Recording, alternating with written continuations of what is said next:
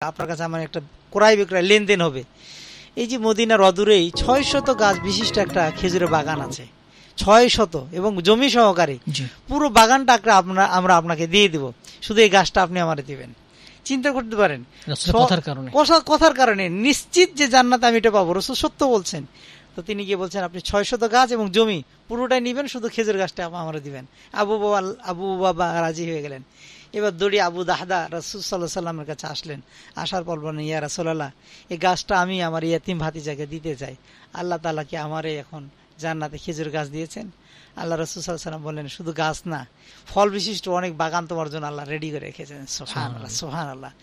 এই কথা শেষ করেই এবার স্ত্রীর কাছে দৌড় দিয়ে গেছেন, তার বিবি বাল বাচ্চা আছে। বলছে, জানো আমাদের খেজুরের যে বাগান আছে 600 গাছ, এটা আমি বিক্রি করে দিয়েছি। এটা আপনি বিক্রি করে দিয়েছেন? বিক্রি করি নাই, জান্নাতের একটা খেজুরের গাছের বিনিময়ে এটা সব দিয়ে দিয়েছি। রবিহা বাইউ আবি দাহদা, আবু দাহদার ব্যবসাটা কত লাভজনক হয়ে গেছে। একটা খেজুরের গাছ হলো, সেটা জান্নাতের। স্ত্রী এখানে কিন্তু বলে নাই কি ধরনের স্ত্রী, হ্যাঁ তুমি এত বড় বাগান দিয়ে দিচ্ছ, আমার বাচ্চাকে ব্যারিস্টার বানাবো কিভাবে, ডাক্তার বানাবো কিভাবে, খাবো কিভাবে আমরা। সুন্দর উদাহরণ দিয়েছেন আসলে। এই যে ব্যয় করার ক্ষেত্রে যে স্বাদ তারা কিভাবে পেয়েছে, তারা বুঝতে পেরেছিল এই টাকা দিয়ে পরকালে জান্নাত ক্রয় করতে হবে। তাদের টার্গেটটা পরকাল ছিল। আজকে এখানে শেষ করছি, আগামী পর আবার ইনশাআল্লাহ আমরা এই ধরনের হাদিস শুনবো।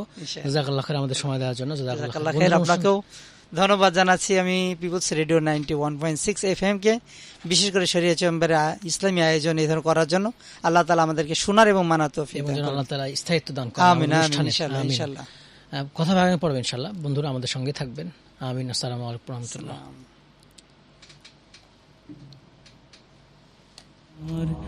চরণ তলে হৃদয় যায় নামাজ, হে নামাজি আমার ঘরে নামাজ পড়ো আজ,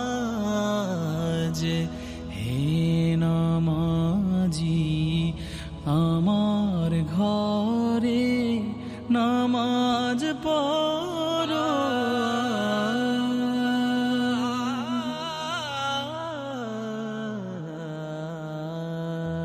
আমি গুনাহগার বেখবর, নামাজ পড়ার নাই অবসর।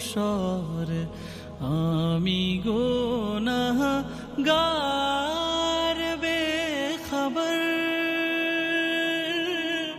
নামাজ পড়ার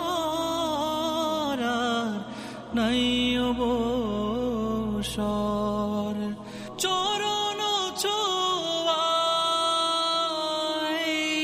পাপী রে, চরণ ছোঁয়ায় এই পাপী রে, করো সরফরাজ, হে নামাজি আমার ঘরে নামাজ পড়ো। তোমার ওযুর পানি ওছো আমার